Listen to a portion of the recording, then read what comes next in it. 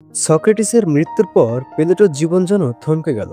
চোখের সামনে দেখা সেই মৃত্যু রাষ্ট্রের নিষ্ঠুরতা এবং সত্য ভাষণের জন্য একজন মহাজ্ঞানীকে বিষপানে বাধ্য করা, সব মিলিয়ে প্লেটোর ভিতরটা ভেঙে গেল। তিনি জানতেন সক্রেটিসের মৃত্যু শুধু একজন ব্যক্তির মৃত্যু নয়, বরং জ্ঞানের এক অধ্যায়ের পরিসমাপ্তি। তাই শোক ভুলে প্লেটো প্রতিজ্ঞা করলেন এই অন্ধকারের বিরুদ্ধে তিনি আলো জ্বালাবেন। কিন্তু এর জন্য প্রয়োজন ছিল নতুন নতুন দৃষ্টিভঙ্গি, নতুন অভিজ্ঞতা। তাই তিনি বেরিয়ে পড়লেন জ্ঞানের সন্ধানে। পথ চলা শুরু হলো মিশরের দিকে, পিরামিডের দেশে।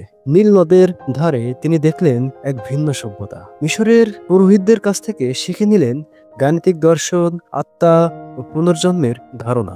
সেখান থেকে চলে গেলেন দক্ষিণ ইতালিতে, যেখানে ছিল পিথাগোরাসের দর্শনের অনুসারীদের সমাগম। তাদের সাথে সময় কাটালেন মাসের পর মাস।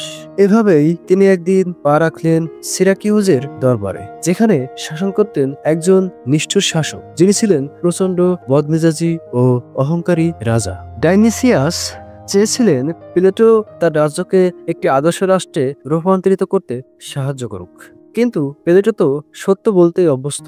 তাই তিনি বললেন, সত্যিকারের রাজা সেই যে জ্ঞানী, আর সেই জ্ঞানী যে নিজেকে প্রশ্ন করতে পারে। এই কথা শুনে রাজা রেগে আগুন। রাজসভার মাঝে অপমানিত বোধ করে সে আদেশ দিল, এই লোকটাকে দাস হিসেবে বিক্রি করে দাও। হ্যাঁ, দার্শনিক প্লেটো তখন দাস হিসেবে বিক্রি হলেন। একটি বাজারে শেকল পড়া অবস্থায় দাঁড়িয়ে আছেন তিনি, আর মানুষজন তাকে দাস হিসেবে কেনার জন্য দর কষাকষি করছে। কি ভয়াবহ দৃশ্য!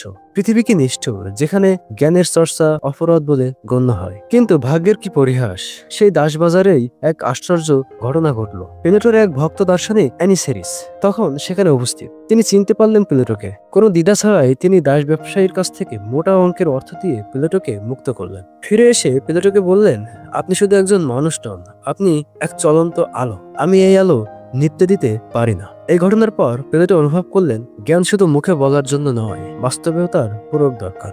তাই তিনি নিজেই গড়ে তুললেন এক জ্ঞানের আশ্রম, দ্য একাডেমি, যেটা আজও বিশ্বের প্রথম বিশ্ববিদ্যালয়ের প্রতীক হিসেবে বিবেচিত হয়। এই একাডেমি ছিল এমন এক স্থান যেখানে জিজ্ঞাসা করতে মানা ছিল না, প্রশ্ন করতে কোনো বাধা ছিল না, বরং প্রশ্ন করাই ছিল শিক্ষার মূল ভিত্তি। যেখানে শুধু পাঠ্যপুস্তক পড়ানো হতো না, জীবন, রাজনীতি, ন্যায় অন্যায়, আত্মা, এমনকি মহাবিশ্বের গঠন নিয়েও আলোচনা হতো। এই একাডেমির ছায়ায় গড়ে উঠলেন আরো একজন মহাজ্ঞানী, তার নাম অ্যারিস্টটল। হ্যাঁ, আর এই অ্যারিস্টটলের শিক্ষায় গড়ে উঠেছিল বিশ্বজয়ী আলেকজান্ডার দ্য গ্রেট, যিনি পৃথিবীর ইতিহাসের সবচেয়ে বড় শাসক হয়েছিলেন। একজন দাসত্বের শৃঙ্খল ছিঁড়ে বেরিয়ে আসা দার্শনিকের শিক্ষার অধ্যবসায়ে গড়ে উঠেছিল এমন এক বুদ্ধিভিত্তিক বংশধারা, যার আলো ছড়িয়ে পড়েছে হাজার হাজার বছর ধরে। প্লেটোর দাসত্ব ছিল তার জীবনের অন্ধকারতম অধ্যায়, কিন্তু সেখান থেকে জন্ম নিয়েছিল আলো, একটি একাডেমি, একটি দর্শন, আর এমন এক উত্তরাধিকার যা হাজার হাজার বছর পরও আমাদেরকে জাগিয়ে তোলে। এই গল্প আমাদের শেখায়, জ্ঞানী কখনো দাস হয় না, আর সত্য কখনো মরে না। প্লেটো দাস হয়েছিলেন, অপমানিত হয়েছিলেন, কিন্তু তিনি প্রতিশোধ নেননি। তিনি গড়ে তুলেছিলেন একটি প্রতিষ্ঠান, একটি দর্শন, একটি উত্তরাধিকার, যা আজও বেঁচে আছে এবং আমাদের আজও পথ দেখায়। তিনি আমাদের শেখান, পরিস্থিতি যেমনই হোক, যদি চিন্তা জাগ্রত থাকে তবে কখনোই তুমি হারবে না।